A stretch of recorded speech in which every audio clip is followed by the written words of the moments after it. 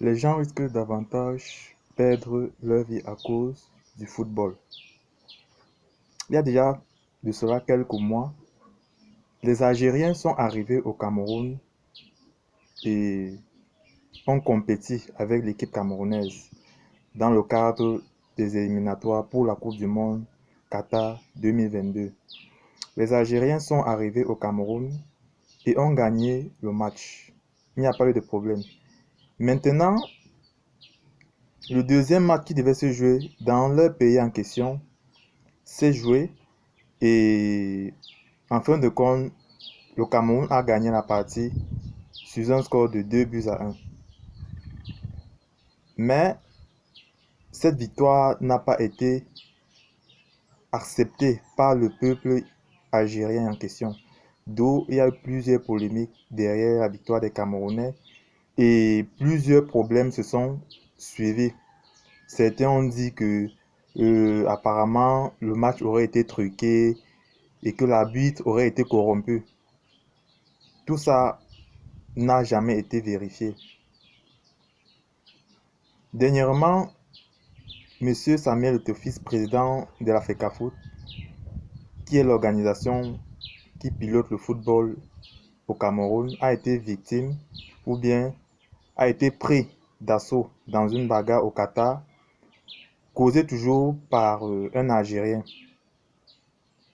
Et ça, ce sont toujours les conséquences de cette haine-là qui vit dans le cœur de certains Algériens qui ne veulent pas jusqu'aujourd'hui accepter leur défaite concernant cette compétition en phase éliminatoire. Une chose à savoir est que malgré tout, le football demeure et reste un jeu.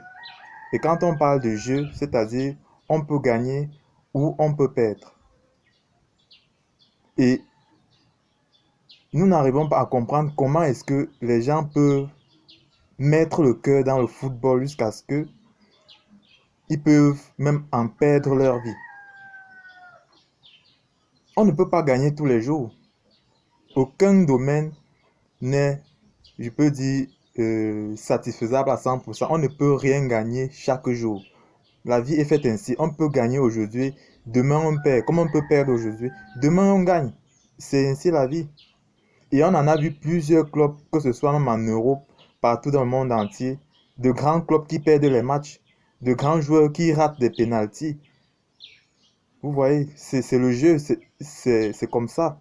On peut gagner, on peut perdre. Et les gens doivent accepter ainsi et savoir que la dignité humaine et l'humanité est plus forte que le jeu. La personne humaine est plus importante que le jeu en question. Arrêtez de mettre votre cœur et vos organes sur le football. Parce que la vie humaine est beaucoup plus importante. Donc, Samuel Etofis a été victime dans cette altercation avec ce youtubeur algérien. Ça sont toutes les conséquences du football parce que certains ne veulent pas accepter la défaite. L'Algérie a plusieurs fois gagné plusieurs équipes en Afrique et à travers le monde entier.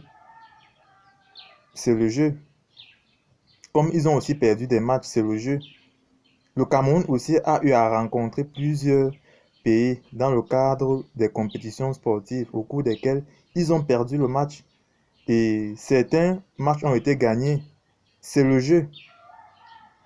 Donc, le football reste et demeure un jeu. Ça, c'est le message que je voulais passer à nos chers frères africains. Et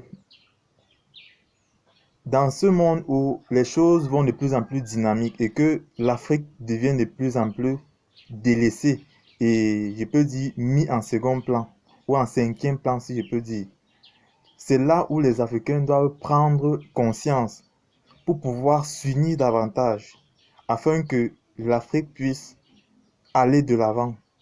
Les Africains doivent synergiser leur énergie. Voilà. Donc, vraiment, que vous soyez de race blanche, de race noire, que vous soyez en Afrique, nous avons le droit de nous unir. Sinon, c'est que nous ne serons jamais respectés quelque part dans le monde. Voilà. Donc, le peuple algérien doit comprendre que un match reste un match. Ce n'est qu'un jeu et que l'on peut gagner comme on peut perdre. Voilà. Concernant cet événement en question, c'était un événement au cours duquel le pire pouvait s'en suivre. Parce que quand vous regardez la vidéo en question, apparemment, le youtubeur a énervé Samuel Eto'o et le pire est arrivé, comme vous l'avez vu. Bon, heureusement qu'il n'y a pas eu, mort d'homme, mais ça sont des événements que nous devons bannir de notre contexte tant que nous sommes africains. Voilà. Donc, et c'est dans ce cadre que, pour pouvoir donner à l'Afrique cette image de conquête-là et d'émergence, que nous avons créé le Phileas Njutsa Business Group, qui est un groupe d'opportunités d'affaires dans lequel vous pouvez rencontrer des entrepreneurs qui vont vous permettre de pouvoir avoir des informations dans le cadre des affaires en Afrique. Faire du networking, faire des partenariats B2B, voilà.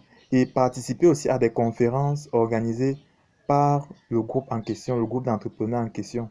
Et surtout, être membre de notre projet dénommé Valais Space Africa, qui est le centre commercial le plus puissant et le plus innovant en matière technologique en Afrique centrale, financé à hauteur de 210 milliards de francs CFA. Voilà. Donc, rejoignez le Phileas Njutsa Business Group